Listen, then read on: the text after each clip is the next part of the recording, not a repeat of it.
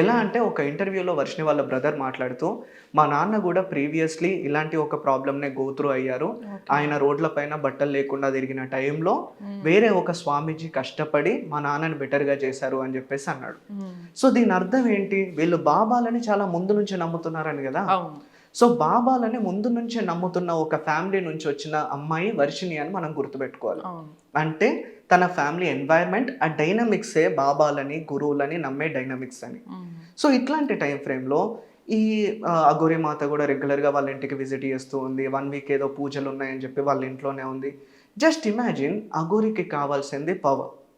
Power కోసం జెండర్‌ని మార్చుకున్నాడు తప్ప తను ఫీమేల్ అవ్వలేదు. ఈ క్లారిటీ మీరు మిస్ అవ్వకండి. Yes, exactly. ట్రాన్స్‌జెండర్ నాకదే అయినంత డౌట్ మాత్రాన వచ్చింది. బట్ అది ఫీలింగ్స్ మారవు. సెన్సేషన్ కోసమని నాకు ఫస్ట్‌లో వైరల్ అవ్వాలి. వెంటనే ఏం చేయాలి? సో నేను ఫీమేల్ అవ్వాలి. ఫీమేల్ అయిన తర్వాత ఏం చేయాలి? నేను న్యూడ్‌గా ఇంటర్వ్యూస్ ఇవ్వాలి అనే థాట్ వచ్చిందా అని నాకు డౌట్ అనిపించింది. మీరు అదే అబ్జర్వ్ చేసారా కేసు? ఇట్స్ మోర్ ఇంటెన్సివ్ అండి. ఎందుకు Okay. అంటే ఇప్పుడు ఒక క్రైమ్‌ని ఒక అబ్బాయి చేశాడు అనుకోండి.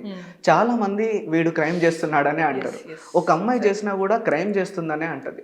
కానీ మన ఇండియాలో already we're giving much more importance to transgenders. Yes. ఇట్లాంటి టైం ఫ్రేమ్‌లో ఎవరైనా ఒక ట్రాన్స్‌ని బయట సొసైటీ కావచ్చు, పోలీస్ కావచ్చు, గవర్నమెంట్ కావచ్చు టచ్ చేయాలి అన్నా కూడా ఒకటికి 2 సార్లు ఆలోచిస్తారు. Yes. మేబీ తనకి కావాల్సిన పవర్‌ని ఇంకా ఎక్కువగా దక్కించుకోవడం కోసం ట్రాన్స్ అయి ఉండొచ్చు కదా! Yes. కానీ ఇక్కడ యాక్చువల్ ఫినామినన్ ఏంటంటే ట్రాన్స్ లాగా తను మారింది పవర్ కోసం. కానీ తనకి అమ్మాయిలాగా మారాలి అని ఇష్టంతో కాదు. Okay. అలాంటప్పుడు తన బాడీలో XY హార్మోన్సే ఉంటాయి కదా! అంటే తను ఇంకా మేలే కదా! సో సో తన డెఫినెట్లీ ఫీమేల్ అట్రాక్ట్ చేస్తారు. డెఫినెట్లీ ఫీమేల్‌ని అట్రాక్షన్ ఉంటది. ఎట్ ద సేమ్ టైం వర్షినికి తన ఫ్యామిలీ డైనమిక్స్ ఏమో అస్సలు బాలేవు. అలాంటి టైంలో అండ్ వాళ్ళు ఆల్రెడీ అఘోరాలని పెద్ద పెద్ద గురువుల్లాగా, స్వామీజీల్లాగా ఫీల్ అవుతున్నారు కాబట్టి వర్షిని మైండ్‌లో కూడా అదే ఉండుండొచ్చు కాబట్టి ఇంత పెద్ద గురువునే నేను నీ కోసం వచ్చాను అని ఒక్క మాట చెప్తే చాలు కదా! యా. ఫ్యామిలీని వదిలేసి వెళ్ళిపోవడానికి. ఇందులో చాలా పెద్ద ట్విస్టే ఉంది. బికాస్ వాళ్ళ మైండ్ సెట్స్ చిన్నప్పటి బట్ నుంచి అలానే అంత ఉన్నాయి. దారుణంగా మా ఫ్యామిలీ అసలు వీళ్ళే దరిద్రులు, వీళ్ళు మంచి వాళ్ళు కాదు, వీళ్ళే నన్ను ఏదో ఒకటి చేస్తారు అని అంత కైండ్ ట్రామాకి అమ్మాయి ఎందుకు గురై ఉండొచ్చు అంటారు? ఈ ట్రామాకి ఎందుకు గురై ఉండొచ్చు అంటే వాళ్ళ డైనమిక్స్ అస్సలు బాలేవు. ఇది మీరు బాగా గుర్తుపెట్టుకోండి. ఎట్ ద సేమ్ టైం వాళ్ళ బ్రదర్ వర్షిని వాళ్ళ బ్రదర్ ఒక ఇంటర్వ్యూలో చెప్తున్నప్పుడు నేను విన్నాను. అఘోరి మాత వర్షినితో ఏం చెప్పేది అంటే నేను మీకు 50 lakhs ఇచ్చి ఒక ఫ్లాట్ కొనిస్తాను. నేను చాలా బాగా చూసుకుంటాను. పెద్ద పెద్ద కార్లలో తిప్పుతాను. ఇలాంటి మాటలు ఒక లోవర్ మిడిల్ క్లాస్ అమ్మాయికి చెప్పినప్పుడు ఎట్ ద సేమ్ టైం తన ఫ్యామిలీ కొద్దిగా ఫినాన్షియల్లీ స్ట్రాంగ్ లేనప్పుడు ఎంత అట్రాక్టివ్‌గా ఉంటాయి. Yes. You got it right. At the same time ఇవి చెప్పేవన్నీ కూడా మ్యానిపులేటివ్ లాగా చెప్పడం ఒక లెక్క. నేను దేవుడి సిచ్యువేషన్‌లో ఉన్నాను, అంత స్టేజ్‌లో ఉన్నాను, నేనే దేవుడిని, నేను నీ కోసం వచ్చాను అని చెప్పడం ఇంకో లెక్క. దానికి ఒక వందలాది ఇంటెన్సిటీ యాడ్ అవుతుంది. సో అంత ఇంటెన్సిటీ యాడ్ అయినప్పుడు ఇప్పుడు వర్షిని మైండ్‌లో తను ఏం చెప్తే అది మాత్రమే నేను చేయాలి. ఎందుకంటే ఒక దేవుడి లాంటి ఫిగర్ నా కోసం వచ్చాడు. నా కోసం వచ్చి నన్ను ఇంత బాగా చూసుకుంటున్నాడు అన్న ఒక చిన్నపాటి కన్ఫ్యూజన్‌లో, మ్యానిపులేషన్‌లో తను ఉంది అని చెప్పొచ్చు. కానీ ఎంటైర్ సినారియోలో వర్షిని అలా ఎందుకు బిహేవ్ చేసింది అనడానికి psychologically there is no doubt. చాలా క్యూస్ ఉన్నాయి. ఫ్యామిలీ బ్యాక్గ్రౌండ్ చాలా cues అన్ని ఉన్నాయి. తనకి కావాల్సిన ఆబ్వియస్లీ ఒక అమ్మాయిగా ఉండే ఫీలింగ్లు కానీ కోరికలు బేసిక్ థింగ్స్ నీడ్స్ కూడా ఫుల్ఫిల్ అవ్వకపోతే మేబీ జంప్ పర్ఫెక్ట్. కానీ ఇక్కడ ఎవరైనా చాలా పెద్ద క్రైమ్ చేస్తున్నారు అంటే నాకు తెలిసినంత వరకు 110% it is so called aghori. We call him as Srinivas. ఎందుకు అంటే తను చేసే దాంట్లో మ్యానిపులేషన్ తప్ప నాకు ఎక్కడ భక్తి కనబడట్లేదు. ఎక్కడ ఒక యాక్చువల్ అఘోరి ఎలా బిహేవ్ చేస్తారో వాళ్ళ బిహేవియర్ కూడా కనబడట్లేదు. I can only see power. So అందుకే నేను దీన్ని ఒక పవర్ కంపెన్సేషన్ థియరీ అని పిలుస్తాను. ఇక్కడ ఇంకొక డౌట్ ఏంటంటే రియల్ యాక్చువల్ చాలా మంది అసలు ఈ ఫేక్ అని తిడుతున్నారు పబ్లిక్ అప్పటికి, బట్ స్టిల్ ట్రెండింగ్ లో ఉంటున్నారు వాళ్ళు. అదే వాళ్ళకి కూడా కావాలి కావచ్చు. ఇక్కడ వర్షిని ట్రాప్ అవడానికి ఒక పర్పస్ ఉంది. ఇక్కడ సైకలాజికల్ ఫ్యాక్టర్స్ మనం చూస్తాం, అటు Aghori like alias Srinivas psychological factors మనం చూసాం. ఇంకో సైడ్ ఫస్ట్గా నేను పెళ్లి చేసుకున్నాను బట్ నాకు నిన్న మొన్న తెలీదు, మీడియా ద్వారా తెలిసింది, 15 days బ్యాకే తెలిసిందని ఫస్ట్ వైఫ్ అమ్మాయి నేను పెళ్లి అయిపోయిందని చెప్తుంది మీడియా ద్వారా. సో తన ఈ కండిషన్ వల్ల ట్రాప్ అయి ఉండొచ్చు అంటారు. The same condition. మీరు అఘోరి పెళ్లి చేసుకున్నా అని చెప్పి ఇప్పుడు ఇంకో అమ్మాయి వచ్చింది అన్నారు కదా, ఇలాంటి 100 అమ్మాయిలైనా రానివ్వండి, ఈ 100 మంది బ్యాక్గ్రౌండ్ని మీరు చూడండి. అఘోరి ఎవరిని అట్రాక్ట్ చేస్తున్నారు? రిచ్ పీపుల్ని ఎప్పుడు కూడా తను టార్గెట్ చేయట్లేదు, లేదా ఫినాన్షియల్లీ స్టేబుల్ ఉన్నవాళ్ళు, ఎడ్యుకేషనల్లీ చాలా బెటర్గా ఉన్నవాళ్ళు, మిరాకిల్స్ చేసేవాళ్ళు, మంచి ఫ్యామిలీ బ్యాక్గ్రౌండ్లో ఉన్న వాళ్ళని తను అసలు టార్గెటే చేయట్లేదు. తన టార్గెట్లో గురైన అమ్మాయిలందరినీ చూడండి, ఫినాన్షియల్లీ వీక్, ఎడ్యుకేషన్ బీటెక్ చదివి ఉంటారు, but they are not knowledgeable. చాలా తక్కువ మైండ్ సెట్తో పాపం చిన్న చిన్న వరల్డ్లో, చిన్న చిన్న మెంటల్ ప్రపంచంలో కండిషన్ అనేది అంత కొంచెం ఐక్యూ లెవెల్ ఎక్కువ లేకుండా అండ్ వాళ్ళందరూ కూడా ఈ బాబాల బ్యాక్గ్రౌండ్తోనే ఉన్న వాళ్ళు ఎక్కువ మంది ఉంటారు. సో ఇలాంటి బ్యాక్గ్రౌండ్ని తను ఎందుకు టార్గెట్ చేస్తున్నాడంటే టు గెట్ దట్ వ్యాలిడేషన్. నా కోసం ఒక అమ్మాయి పడి చచ్చిపోతుంది, ఈవెన్ దో నేను ఒక ట్రాన్స్జెండర్ అయినా. ఎందుకు ఇలాంటి ఫీలింగ్స్ ఏం చేసుకుంటాడు? చాలామంది నన్ను అడిగారు, like what he will do. తను ఇప్పుడు మెన్నే కాదు కదా, లైక్ మేల్ హార్మోన్సే లేవు. సో అలాంటప్పుడు తను ఏం చేసుకుంటాడు అని చెప్పి చాలామంది అడిగారు. It is alteration.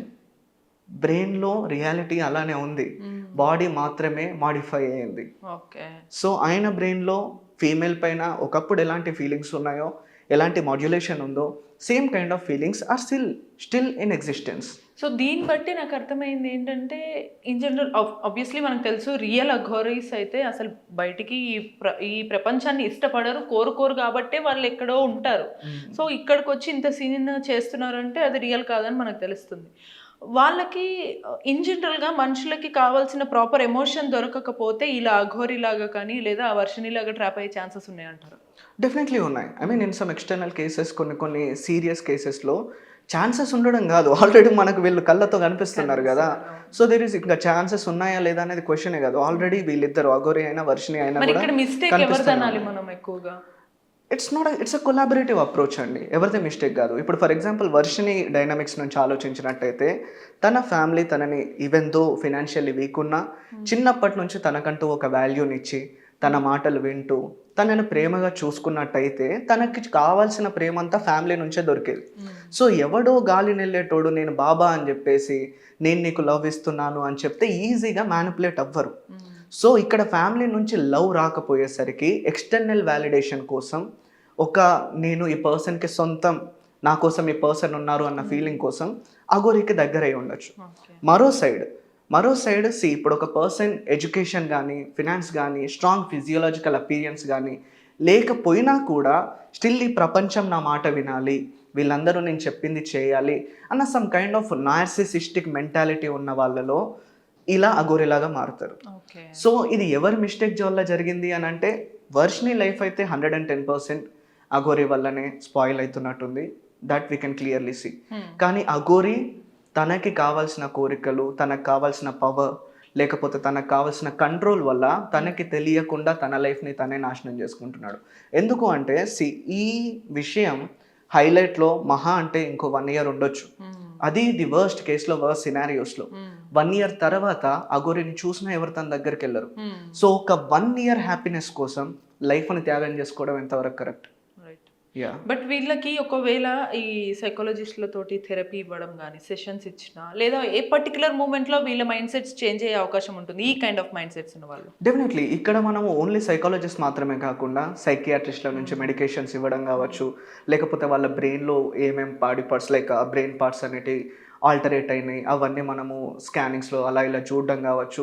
So many people will involve in these kind of cases, like న్యూరాలజిస్టులు కావచ్చు, సైకియాట్రిస్టులు, సైకాలజిస్టులు అందరూ కలిసి definitely we can make them a better person. కంప్లీట్గా లైక్ అఘోరి లాంటి వాళ్ళనైతే కంప్లీట్గా మనం ఆల్టర్ చేయకపోయినా చాలా వరకు వాళ్ళని బెటర్ పొజిషన్లో ఉంచవచ్చు. కాకపోతే ఇక్కడ ట్విస్ట్ ఏంటి అంటే, ఇఫ్ మనం అనుకున్న విధంగా ఇఫ్ అఘోరి ఒక నార్సిసిస్టిక్ పర్సనాలిటీ మెంటాలిటీ ఉన్న పర్సన్ అయితే వాళ్ళు నేను ఒక సైకలాజికల్ స్టేట్లో ఉన్నాను, నాకు సైకలాజికల్ ప్రాబ్లం ఉంది అని కూడా నమ్మరు. ఇన్ కేస్ మనం చెప్పినా నీకే సైకలాజికల్ ప్రాబ్లం ఉంది, నేనే నిన్ను నయం చేస్తా అని చెప్పేసి అంటారు తప్పించి మన దగ్గరికి రారు. బట్ ఇఫ్ ఇట్ ఆల్ ఒక యాక్సెప్టెన్స్తో వాళ్ళు వస్తే definitely we're here to help them. So probably దీన్ని బట్టి మనకు అర్థమవుతుంది ఏంటంటే, ఇంట్లో ఎవరికైనా సరే కొన్నిసార్లు అట్లీస్ట్ కొంచెం మాట్లాడటం, క్లియర్గా కమ్యూనికేట్ చేస్తే ఒకరిలో ఓవర్గా ఇటువంటి డిజైర్స్ అనేవి పెరగకుండా ఉండే ఛాన్సెస్ ఉండొచ్చు కదా. డెఫినెట్లీ ఇంట్లో మనకి ఎలా చూస్తారంటే, నా కూతురు పుట్టింది, తనని చదివించాలి, పెద్ద అయింది, పెళ్లి చేయాలి, పంపించాలి అన్నట్టు కాకుండా తనకేం కావాలి, తన లైఫ్ ఎలా నడుస్తుంది, తనకేమేమి కోరికలు ఉన్నాయి, సో తన హార్మోనల్లీ ఎలాంటి చేంజెస్ వస్తున్నాయి, తనకు ఎలాంటి అలవాట్లు ఉన్నాయి, ఇవన్నీ కూడా మనం పక్కాగా మానిటర్ చేస్తూ ఒక ఫ్రెండ్లీ ఎన్వైర్న్మెంట్ని క్రియేట్ చేయగలిగితే finance is never A matter. వాళ్ళు మిమ్మల్ని వదిలేసి ఎటు వెళ్ళరు. ఒక ఒక ఔటర్ పర్సన్ కోసం మా పేరెంట్స్ ఇలా చేశారు, అలా చేశారు అన్న కంప్లైంట్స్ కూడా ఇవ్వరు. Yeah. సో ఇది పేరెంటింగ్ మిస్టేకా అని మీరు అడగొచ్చు. Mm. Definitely it's a parenting mistake అని చెప్పొచ్చు. సో క్లియర్లీ ఒక పేరెంటింగ్ మిస్టేక్ అవ్వడం, అటు అఘోరీ సైడ్ నుంచి కూడా బహుశా మేబీ పేరెంటింగ్ మిస్టేక్ ఉండుండొచ్చు. లేకపోతే ఒక అఘోరీ లాంటి పర్సన్ బయటికి వచ్చి ఇలా ఒక సెన్సేషన్ క్రియేట్ చేసి అమ్మాయిలను ట్రాప్లో వేసుకొని అంత హల్చల్ చేసి అదొక టాపిక్ సబ్జెక్ట్ లాగా అవ్వడం అనేది ఇట్స్ అన్ అనదర్ థింగ్ అనే ప్రాపర్ వేలో వెళ్ళట్లేదు. మన ఎడ్యుకేషన్ సిస్టమ్ అనేది కూడా కాదు, కొన్నిసార్లు పేరెంటింగ్లో కూడా ఎడ్యుకేషన్ ఉంటుంది.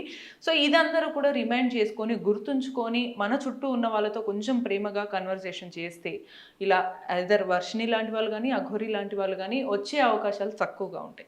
కంక్లూజన్ మనం యాక్చువల్ మాట్లాడుకోవాలంటే ఇష్యూస్ మనకి సార్ట్అవుట్ చేసుకున్నాం, ఇక్కడ ఎవరు ఏంటి అనేది మనకు తెలిసింది. బట్ రియల్ అఘోరీస్ అండ్ ఈ ఫేక్ పర్టికులర్ అఘోరీ మాత అలియాస్ శ్రీనివాస్ ఎవరైతే ఉన్నారో వీళ్ళకి డిఫరెన్స్ ఎలా ఉంటుంది అసలు?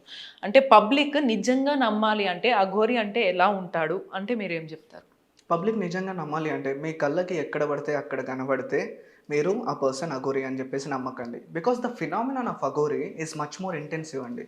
ఎలా అంటే ఈ ప్రపంచంలో ఉన్నవన్నీ కూడా లైక్ ఇవి ఇల్యూషన్స్ లాగా వాళ్ళు భావించి ద అల్టిమేట్ రియాలిటీ శివుడే అని చెప్పి నమ్మి శివుడి కోసం అని చెప్పి జనాలని, వాళ్ళ సెక్సువల్ డిజైర్స్ని, వాళ్ళ ఫిజియోలాజికల్ డిజైర్స్ని, వాళ్ళకున్న అన్ని ఎన్వైర్మెంట్స్ని వదిలేసి కేవలం శివుడి కోసం వెళ్ళి ధ్యానం చేస్తూ ఉన్న వాళ్ళు యాక్చువల్ అఘోరీ. అంతేగాని వాళ్ళకి మన సనాతన ధర్మతో కావచ్చు, లేకపోతే మన లోపల జరుగుతున్న ఈ కాన్ఫ్లిక్టింగ్ ఎలిమెంట్స్తో కావచ్చు, లేకపోతే జనాలతో కావచ్చు, ఎలాంటి సంబంధం లేదు. కెన్ యూ ఈవెన్ ఇమాజిన్ ఒక పర్సన్ ఒక కార్లో మంచిగా డ్రైవ్ చేసుకుంటూ సమ్ కైండ్ ఆఫ్ సిగరెట్స్ని స్మోక్ చేస్తూ ఎట్ ద సేమ్ టైం న్యూడిటీతో ఈ గుళ్ళల్లోకి తిరుగుతూ నేను సనాతన ధర్మాన్ని కాపాడడానికి వచ్చాను అని చెప్తూ, కానీ సనాతన ధర్మ అన్న పదం తప్పించి అంతకు మించి సనాతన ధర్మ గురించి ఏమీ చెప్పకుండా ఉంటూ ఒక అమ్మాయిని ట్రాప్ చేసి తనని పెళ్లి చేసుకొని ఉన్న పర్సన్ మీరు నిజంగా అఘోరీ అని నమ్ముతున్నారా?